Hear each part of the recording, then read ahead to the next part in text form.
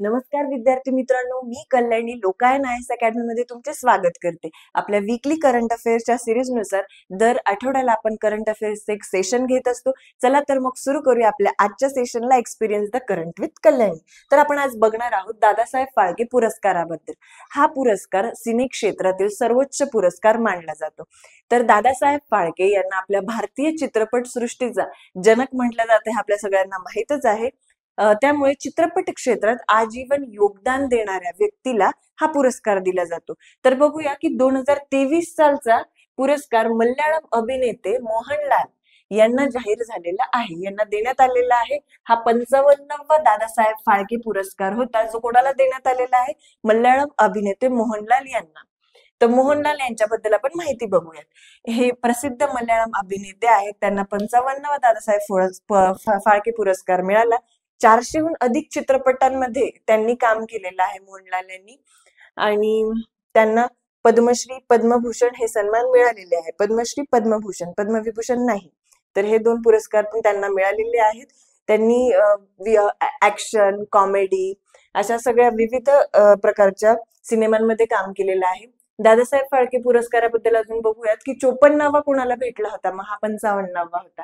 तर 54वा मिथुन चक्रवर्ती यांना भेटला होता 2022चा. नंतर बघूयात 53वा मिळाला होता वहिदा रहमान, अभिनेत्री वहिदा रहमान यांना.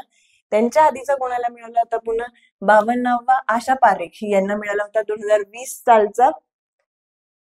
आणि 51वा पुरस्कार रजनीकांत, अभिनेते रजनीकांत यांना 2019चा दादासाहेब फाळके पुरस्कार मिळाला होता. तर सगळ्यात महत्वाचं काय की 2023चा कोणाला मिळालाय? तर मल्याळम अभिनेते मोहनलाल यांना मिळालाय. ठीक आहे, पुढे जाऊयात. आशियातील पहिल्या महिला रेल्वे चालक सुरेखा यादव या निवृत्त झाल्या आहे. 36 वर्षांचा त्यांचा प्रवास पूर्ण झालेला आहे. सध्या तुम्ही बघितलंच असेल की यांची बातमी ही फार चर्चेत होती, कारण जनरली रेल्वे चालक म्हणलं की आपल्या नजरेसमोर पुरुषच येतो. पण 36 वर्षांची सेवा सुरेखा यादव यांनी दिलेली आहे रेल्वेला, आणि आता त्या निवृत्त झाल्या आहेत. 36 वर्षांपूर्वी पासून त्या हे काम करत होत्या. त्यामुळे हे महिलांसाठी महिला सक्षमीकरणाचीच एक आपण उदाहरण म्हणू शकतो. तर त्यांचा जन्म साताऱ्याचा आहे. पहिली लोकल ट्रेन त्यांनी 1989 साली चालवली होती. केवळ लोकल ट्रेनच नाही तर मेल एक्सप्रेस, गुड्स ट्रेन आणि हॉलिडे स्पेशल ट्रेन देखील त्या चालवत होत्या. 2011 मध्ये त्यांनी डेक्कन क्वीन ही प्रतिष्ठित ट्रेन चालवली होती. 2011 मध्ये डेक्कन क्वीन ही प्रतिष्ठित ट्रेन त्यांनी चालवली होती. तर लोकल ट्रेन बरोबरच त्या mail express, goods train, holiday special train या सगळ्या ट्रेन त्यांनी चालवलेल्या आहेत. 8 मार्च 2020 रोजी त्यांना आंतरराष्ट्रीय महिला दिनानिमित्त मुंबईहून लखनौ पर्यंत ऑल वुमन क्रू, सर्व महिला कर्मचारी यांच्यासह त्यांनी विशेष ट्रेन चालवली होती. 8 मार्च 2020 रोजी महिला दिनानिमित्त ऑल वुमन क्रू ही विशेष ट्रेन त्यांनी चालवली. कोणी? यांनीच चालवली होती, यादव यांनी. 2021 मध्ये त्यांनी भारतात चालवलेली पहिली वुमन स्पेशल ट्रेन. त्यांच्या 36 वर्षांच्या कार्यकाळात त्यांनी कोणत्याही अपघाताशिवाय आणि विना विलंब आपली सेवा यशस्वीपणे पूर्ण केलेली आहे. इव्हन वंदे भारत चालवणाऱ्या ट्रेन चालवणाऱ्या त्या पहिल्या महिला चालक होत्या. तर 36 वर्षांच्या कारकिर्दीत त्यांनी कोणताही अपघात आणि कोणताही विलंब या ठिकाणी होऊ दिलेला नाही. त्यांची कामगिरी खरोखरच वाखाणण्याजोगी होती असं म्हणू शकतो आपण. पुढे जाऊया. तर भारत ही जगातील 3री सर्वात मोठी ऑटोमोबाईल बाजारपेठ बनलेली आहे. भारत जगातली 3री सगळ्यात मोठी ऑटोमोबाईल बाजारपेठ बनलेली आहे. चीन आणि अमेरिकेनंतर आता सगळ्यात जास्त वाहनांची विक्री कोणत्या देशात होत असेल तर तो म्हणजे आपला भारत.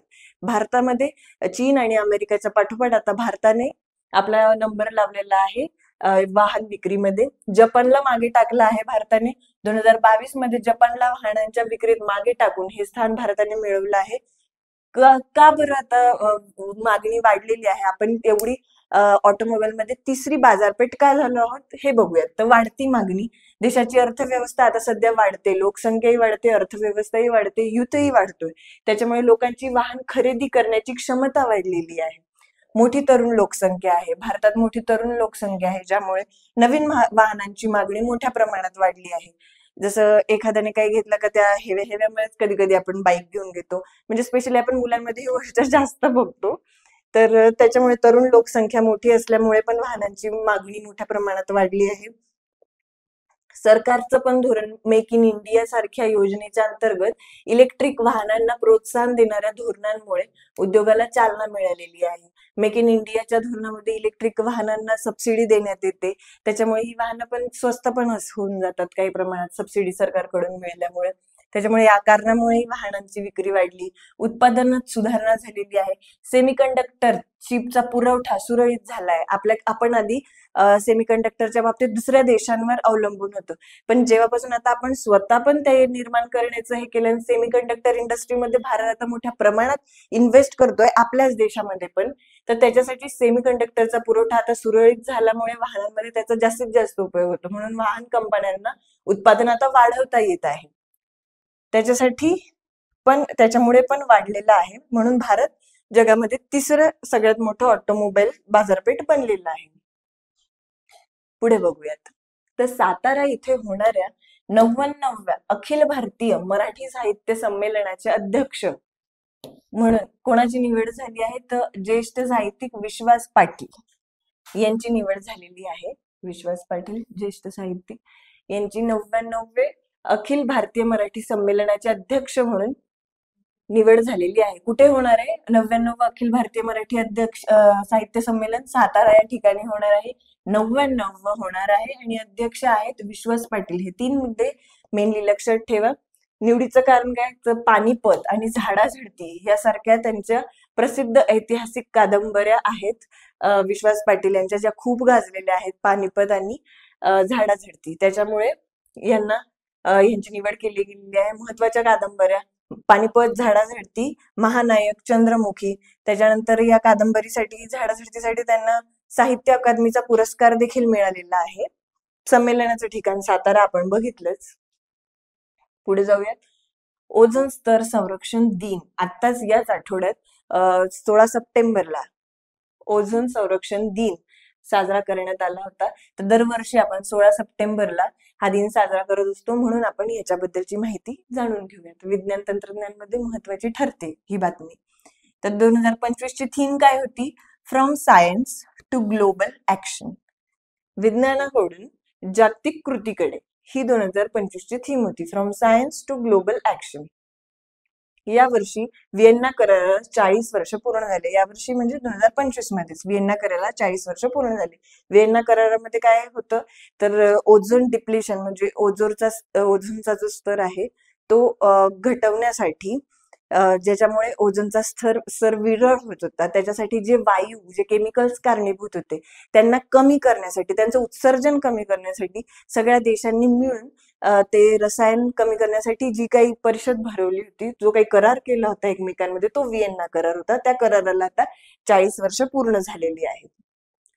ओझोन स्तराचे महत्व काय, तर ओझोन पृथ्वीपासून जवळजवळ 15 ते 35 किलोमीटर हाईटवर आहे. त्याच्यानंतर उंचीवर समताप मंडळात आढळतो. हा स्तर पृथ्वीला सूर्याच्या हानिकारक अतिनील जे युव्ही रेज आहेत, युव्ही बी जे किरण आहेत, त्यांच्यापासून संरक्षित करतो. जर ते संरक्षण झालं नसतं तर आपल्याला त्वचेचा कर्करोग किंवा मग डोळ्यांचे आजार, कॅटरॅक्ट सारखे अशा गोष्टी होऊ शकल्या असत्या. स्तर नसेल तर त्वचेच्या कर्करोगाचे प्रमाण वाढते, डोळ्यांचे आजार, कॅटरॅक्ट वाढतात. हे सगळं ओझोनचा स्तर नसेल तर या गोष्टी झाल्या असत्या. त्याच्यामुळे ओझोनचं महत्व किती आहे आपल्या सगळ्यांना माहितच आहे.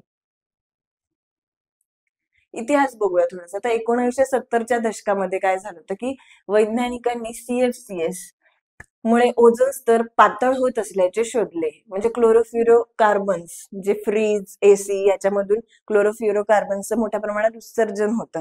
याच्यामुळे हा जबाबदार आहे ओझोन डिप्लेशनला, ओझोन लेअर डिप्लेशनला. हे वैज्ञानिकांनी शोधलंय 70च्या दशकात. 85 मध्ये 28 देशांनी व्हिएन्ना करार केला. 85 मध्ये झालेला आहे व्हिएन्ना करार, ज्याला 40 वर्ष पूर्ण झालेली आहे यावर्षी. 87 मध्ये मॉन्ट्रियल प्रोटोकॉल स्वीकारला गेला. जवळपास 100 हानिकारक रसायनांवर टप्प्याटप्प्याने बंदी. 94 मध्ये काय झालं परत, संयुक्त राष्ट्रांनी 16 सप्टेंबर हा दिवस ओझोन स्तर संरक्षण दिन म्हणून घोषित केलाय. आजपर्यंत 99% ओझोन नष्ट करणारे पदार्थ जगभरात कमी करण्यात यश आलेलं आहे. आणि असं म्हणलं जातं की 21व्या शतकाच्या मध्यापर्यंत ओझोन लेअर 1980 साली जसा होता ना ओझोन लेअरचा स्तर, तसाच 21व्या शतकाच्या मध्यापर्यंत पूर्वभूत होईल अशी सगळ्यांची आशा आहे, असा अंदाज बांधलेला आहे. भारताची भूमिका काय आहे या सगळ्यात? तर भारताने पण 2021 मध्ये किगाली दुरुस्तीला मान्यता दिली होती. किगाली दुरुस्तीमध्ये पण याच सगळ्या गोष्टी आहेत परत, की क्लोरोफ्लोरोकार्बन्स आहे यांचं उत्सर्जन कमी करणं, फ्रीज आणि एसी याच्यामधून त्यांचं उत्सर्जन कमी करणं, यांचा वापर शक्य तितका कमी करणं, या सगळ्या गोष्टीला भारताने 2021 मध्ये किगालीची दुरुस्ती होती तिला मान्यता दिली. 24-26 मध्ये उत्पादन वापराचा बेसलाईन निश्चित केलं. फ्रीजचं उत्पादनावर काय गोष्टी हे केल्या. 2032 पर्यंत 10% घट करायला सांगितली. इंडिया कूलिंग ऍक्शन प्लॅन अंतर्गत HFC एअर कंडिशनिंग व रेफ्रिजरेशन मध्ये वापरले जाणारे हरितगृह वायू कमी करण्यासाठी कृती आराखडा तयार केला गेलेला आहे. हे भारताची भूमिका आहे. आता पुढे जाऊयात. शेवटी सांगायचं झालं तर याच्यामध्ये आपण बघूया काही ठळक बातम्या, की स्टार सुपरसोनिक टार्गेट क्षेपणास्त्र हे भारताचे स्वदेशी सुपरसोनिक लक्ष्य क्षेपणास्त्र आहे, जे DRDOने विकसित केलं आहे. DRDOने स्टार हे क्षेपणास्त्र, भारताचं स्वदेशी क्षेपणास्त्र विकसित केलं आहे. हे लढाऊ क्षेपणास्त्र नाही आहे. हे क्षेपणास्त्र इथे जसं मेन्शन केलं की सुपरसोनिक लक्ष्य क्षेपणास्त्र आहे. म्हणजे एखादी काही सुपरसोनिक हार्मफुल गोष्ट येत असेल, सुपरसोनिक स्पीडने येत असेल, तर त्याला लवकरात लवकर वेळेत ते लक्ष्य करून टार्गेट करून पटकन माहिती पुरवणे, रडार यंत्रणा, या सगळ्या गोष्टी या स्टार क्षेपणास्त्राकडून केल्या जाणार आहेत. पुढे बघूयात. नमो लक्ष्मी योजना गुजरात राज्य सरकारने सुरू केलेली आहे. नमो लक्ष्मी योजनेअंतर्गत 9वी ते 12वी या इयत्तेतील ज्या मुली आहेत, ज्या विद्यार्थिनी आहेत, यांचं शिक्षण सुटू नये त्याच्यामुळे यांना आर्थिक सहाय्य नमो लक्ष्मी योजना या योजनेकडून, गुजरात सरकारकडून या विद्यार्थिनींना आर्थिक सहाय्य मिळते, जेणेकरून 9वी ते 12वी मधील विद्यार्थिनींचं शिक्षण सुटू नये, त्यांच्या शिक्षणाला आर्थिक हातभार लागावा. चीन देशाने 2025चा महिला हॉकी आशिया कप जिंकला. महिला हॉकी आशिया कप चीनने जिंकला आणि पुरुष हॉकी आशिया कप भारताने जिंकला. हे लक्षात ठेवा. आपण मागच्याच सेशन मध्ये बघितलं होतं पुरुष हॉकी आशिया कपाबद्दल. पुढे जाऊयात. नीती आयोग या संस्थेने AI फॉर विकसित भारत रोडमॅप आणि फ्रंटियर टेक रिपॉझिटरी उपक्रम सुरू केले आहेत. तर AI फॉर विकसित भारत रोडमॅप याच्यामध्ये काय होणार आहे की AI ची मदत घेऊन कसं प्रोडक्शन वाढवता येईल, किंवा कसं प्रत्येक क्षेत्रामध्ये आपण AI चा वापर प्रशासनात कसा करू शकणार आहोत, या सगळ्या गोष्टी या AI फॉर विकसित भारत रोडमॅप या उपक्रमामध्ये आणि फ्रंटियर टेक रिपॉझिटरी उपक्रमामध्ये होणार आहेत. तर नीती आयोगाअंतर्गत या गोष्टी येतात, हे लक्षात ठेवा. पुढे, महाराष्ट्र हे परदेशी विद्यार्थ्यांच्या पसंतीत अव्वल क्रमांकावर पोहोचला आहे. परदेशी विद्यार्थी जास्तीत जास्त शिक्षण घेण्यासाठी महाराष्ट्राला प्राधान्य देतात. तब्बल 61 देशातील विद्यार्थी सध्या महाराष्ट्रात शिक्षण घेत आहे. महात्मा गांधी राष्ट्रीय ग्रामीण रोजगार हमी योजनेत म्हणजे मनरेगा 2024-25 आर्थिक वर्षात महाराष्ट्राने 51 लाख कामगारांना रोजगार दिला आहे. मनरेगा तुम्हाला माहिती आहे, ग्रामीण भागातल्या कामगारांसाठी हमखास 100 दिवसांचा हमखास हमी रोजगार देते. ही अशी योजना आहे ज्याच्यामध्ये 100 दिवसांचा कामगारांना रोजगार मिळतोच आणि त्याचं वेतन मिळतच. महाराष्ट्रात वेतन दर हा 312 रुपये आहे प्रतिदिन. 312 रुपये वेतन या अंतर्गत मिळतं. तर 2024-25 या वर्षात महाराष्ट्राने जवळजवळ 51 लाख कामगारांना, म्हणजे देशामध्ये, संपूर्ण देशामध्ये खूप चांगली कामगिरी केली आहे मनरेगा योजनेत. 51 लाख कामगारांना रोजगार दिलेला आहे.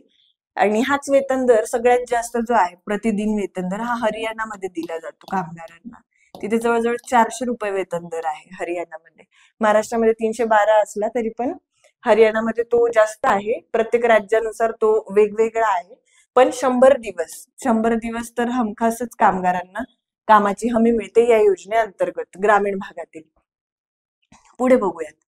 MPSCच्या सचिव पदाची धुरा आता उत्तर प्रदेशचे टॉपर सौरभ कटियार यांच्याकडे आलेली आहे. महाराष्ट्र लोकसेवा आयोगाच्या सचिव आधी होत्या डॉक्टर सुवर्णा खरात, यांची बदली करण्यात आली. त्यानंतर या पदाची धुरा मुंबई उपनगराचे जिल्हाधिकारी सौरभ कटियार यांच्याकडे देण्यात आली. सौरभ कटियार मुंबई उपनगरचे जिल्हाधिकारी होते. त्यांच्याकडे आता महाराष्ट्र लोकसेवा आयोगाचे ते आता सचिव झालेले आहेत.